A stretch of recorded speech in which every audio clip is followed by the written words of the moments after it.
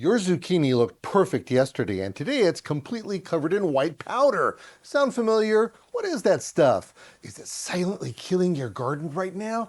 And most people don't even know the 3 things making it worse. Today, we expose the truth on how to fix it faster and cheaper than you think without wasting money on gimmicks. Stay with me. Your garden's life depends on it. Like this video and subscribe for more real-world solutions every week. Let's grow. Yeah, I got to tell you, I've known you a long time. Yeah. You make a great realtor, but I'm not too sure about your farming skills. It's another story. You got to see the text this guy sends me. I'll stick to real estate. Yeah, you stick to real estate. You actually have a pretty good spread over here. I really like that. What's the inspiration for having a garden, especially in the front yard?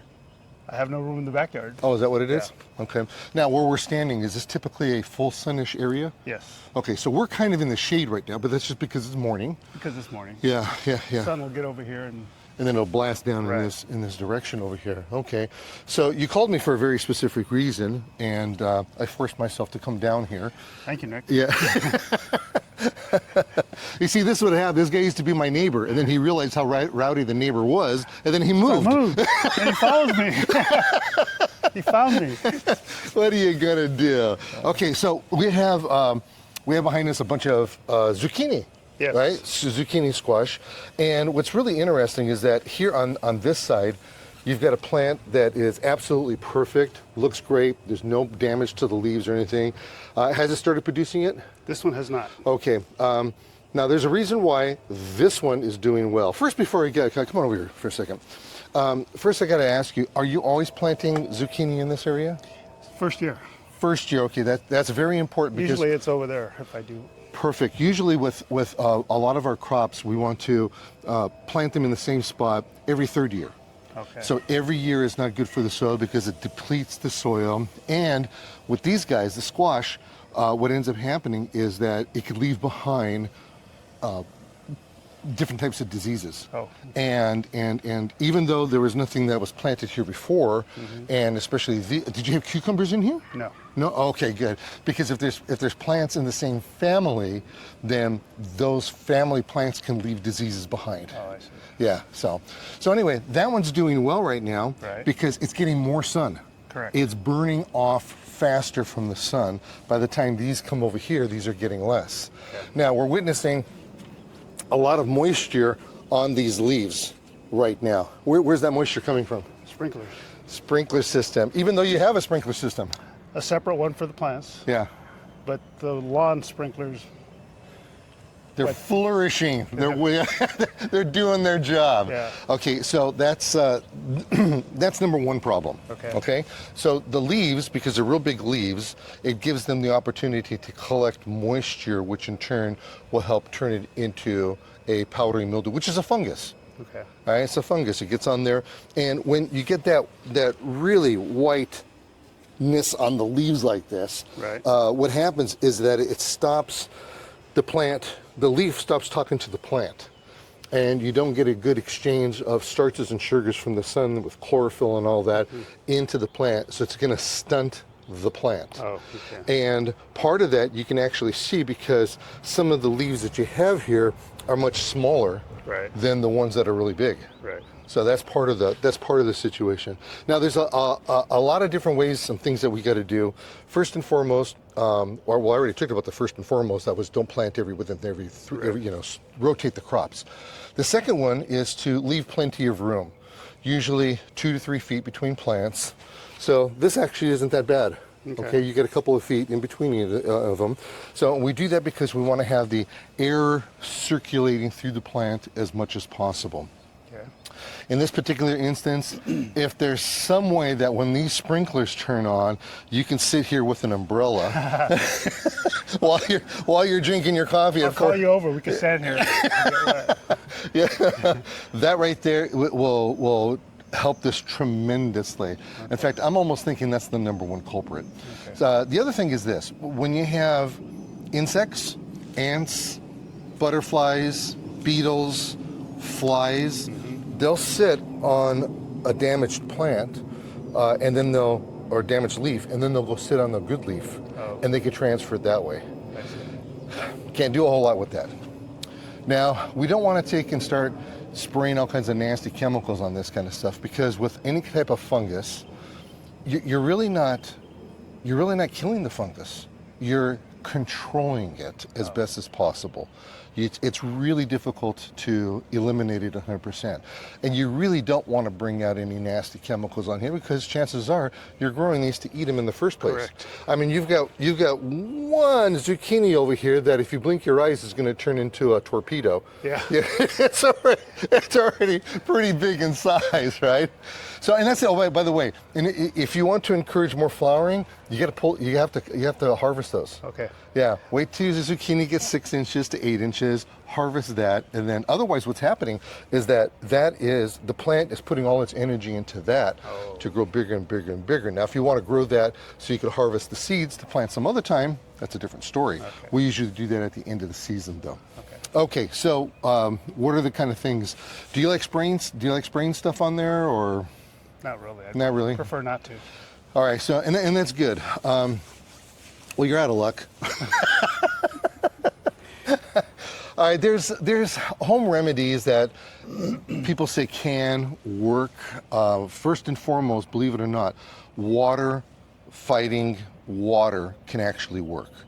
So after your lawn gets like this, or waters it, what you can do is you can take your hose and you can wash the leaves off. Oh. And what that does is that it kind of gathers the powdery mildew, and you may end up getting a whole bunch of round spots because it'll encapsulate that powdery mildew. I see. But you'll get some greenage on the plant. But rather than killing the whole leaf, it just Yeah, damages. exactly. Yeah, it just damages those little parts, but you can still have a better thing. Problem is you're gonna end up overwatering the plants. Oh. So we actually do that on roses more than anything. But it's a tricky thing. I mean, it's total. I mean, you want organic at its best. That's organic because you're fighting water with water. Okay. And hopefully you're washing it off and then you're throwing it down to the ground, and hopefully it's going to die down there. I see. That's the idea. But if you got insects that are on the bottom, they're going to come up and they're going to bring it back up with them. It's just it's a horrible world that we live in sometimes. So that's one thing. Another thing you can do is that you can make homemade concoctions, and you can use baking soda. Okay. Put like a half a teaspoon or a teaspoon in a gallon of water. If you wanted to put a little bit of dish soap, you can do that, and just mix that together and spray it. That's relatively safe, but you know what? You're smothering it is what you're doing. You're not killing it. You may be slowing it down, but you're not killing it. Anything you do, like I say, same thing. So then we take the step up from the homemade concoctions, which is a lot of nonsense on the internet that you can find. You can even find it from me sometimes. but you can also take and you can use a basic copper sulfate. Okay. And you can find that at any nursery. I think I have some. It's relatively safe, and you can take and you spray it on there, and that'll help suppress it. But there's a reason why I had you bring your pruners. Cut them off. Cut them off. So here's let me see this here. You just stay there, look pretty, okay? And I'll do the grunt work. So what we have over here is we have infected leaves, obviously, and we have good leaves. Now, because it's a powdery mildew, it's literally powdery, Okay. especially after it dries. But when it's wet, it's sticking a little bit more. If you have green leaves, now there are some squash leaves that inherently look like they have powdery mildew on there. Oh. I'm growing that at my house right now, or at the thingsgreen.com botanical gardens, I should say. And it looks like it has powdery mildew, but it's not. It's actually designed with inside the leaves. But this right here, what I would do is I would take it, I would follow it back as far back as you can go. And this is a tricky one. This is wrapped around all over the place. Take it. Don't sprinkle it over your plants. Don't put this in a compost pile. Oh. You want to take this, throw it away, bag it, put it away. This is a disease. This is a communicable plant disease. This is nasty stuff that's happening right there. So between this and then you cut all this out, And then all just this nastiness going all the way down. Now what you're going to find out is super easy to cut. These right here are hollow leaves. There are some varieties that are spineless. This right here has spines on there. So, you know, for those of you who are a little bit sensitive, wear gloves. Right. You know, otherwise it's not going to, you know, I don't think it's going to hurt you. Should always use the right protection, anyhow, just in case you never know what you're going to be allergic to. But yeah, take and wipe all the, in fact, let's just do this right here. For the record, I did have it planned for him to do this. I don't know why it's not working that way. He's a tricky guy. So we're going to take and try to remove that as far as possible. I am going to leave your mammoth zucchini here for I'll you go to ahead pick. and take it. Are you sure? Yeah, I was going okay. to do that yesterday, but I thought I'd leave it for you to see it too. Look at that. It's a big one. It's bursting. Yeah, yeah. Okay. And those will. I recently posted a picture on my social media. I made it look like I was fishing inside my my stuff. Yeah, I had a zucchini this big, you know, but I was growing it for the seeds. Oh, okay. Yeah. So anyway, you're going to take and you're going to remove all this down as far as possible. And then,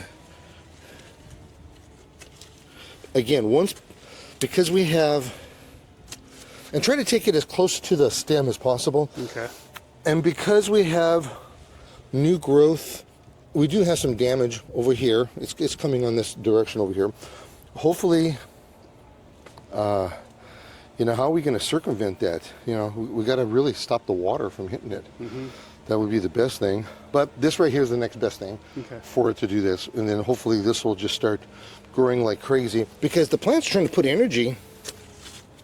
I can stop watering the grass. Don't do that. But you know what's interesting? The plant is putting energy and trying to fix this. Okay. And it's just not going to happen. Right. So by us trimming this up like this, It transfers that energy to the good it does. stuff. Yeah. It does. It really does. So doing this right here is probably one of the most important thing you can do when you, cross your fingers when you're walking by. I do believe a lot of it has to do with the fact that you're not getting enough. It's not burning it off fast enough. Right. That over there, it's burning it off just fine. But over here, it's another story. But yeah, I mean, this is just really something else over here, huh? It happened suddenly. It was fine one day, and the next day it was all white. Well, that's because we have weather changes. You know, when you have hot days and cool evenings, that's actually what really exasperates it. You know, so I could spend the next 45 minutes cleaning up your garden here, Well, when Frank. you're done there, I've got more on the other side. I saw. But you know, it's actually so easy to do. That's why I'm not worried about it. Let's get in here and clean all this up. And hopefully it'll work and I'm not killing your plant. Because if the truth is known, it's already dying as it is. I hope you're not charging me for this, because I'm not paying you. Well, I'll get it from your wife. She's kind. I know her. Yeah, so Okay. we have a couple broken that are in there. But do that. That one probably, man, it even looks like the new growth is coming out with powdery mildew. Yeah. So good luck with that. Yeah, that one gets more shade because of the tree. Yeah, yeah. And what a tree it is. Look at that. Man, all of the different stages of growth you have on this thing. This is Eureka right here.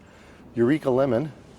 And you've got from young growth, you have already to pick. You've got flowers on there. Flowers, yeah, it's year round. Yeah. And it looks like you're doing some kind of fancy There's some grafting that was done. Some Grafting done in there. Mexican lime.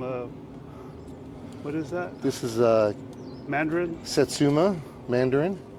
We have a Tangelo. Yeah. We have a Another Mexican lime. Mexican lime, more mandarins. Man, good for you. That's going to be great when that all takes over. It looks like he put all of them on the lower ones too, so this way you can be able to Right. pick them. Good job. Well, I think we're done here. Okay, well, thanks for the gardening work. I was going to say I'll send you a bill, but you've already made that clear. I'll take a cup of coffee instead. Okay. Will that work? All right, that'll yeah, work. Yeah, yeah. You see that? Okay, well, thanks a lot for letting me come out here today. Thank you for coming. Indeed. Thanks for helping me out. There's nothing better than harvesting. I got to tell you, this right here is always extremely exciting. We're in the early stages of our summer crops over here in our urban environment, to where we can hear the birds, and we can hear the train, and we can hear the traffic, and we can hear the airplanes. But you want to know something? All of that is out of the mind when you've got a lovely garden to work with. Now, with that being said, here at the thingsgreen.com Botanical Gardens, we decided to mix up things a little bit. And we had some seeds that were given to us, to which they were just they're from another country. I think they're from Czechoslovakia or someplace. I can never remember where they're from. And so now we're starting to reap the harvest, or the benefits of the harvest. Now, if you happen to have a squash plant, there are two different types of squash plants that are around. Number one, there's one that's spineless and one that has spines.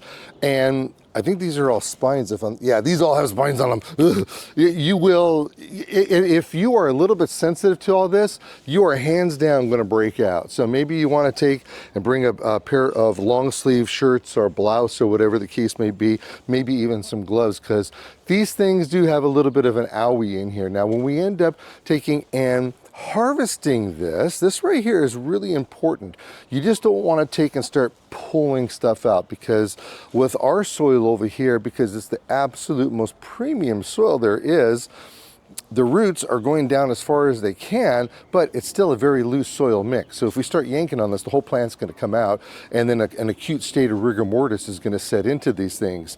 Now, once you start getting a harvest, you have to continue harvesting the plant. If you look at something, you go, oh, I'll catch that tomorrow. Well, it may be really nice and cute in this size right here, and that's a good 4-inch one right here. Tomorrow, this may be the size of a torpedo. So we have to really make sure that we check it. Sometimes 2 times a day. The warmer it gets, the faster these things will grow. Now, if you were to leave just these big ones on there, the plant is not going to be producing for you much any longer. It's going to put all the energy into the bigger ones. So we have a couple of decisions to make over here.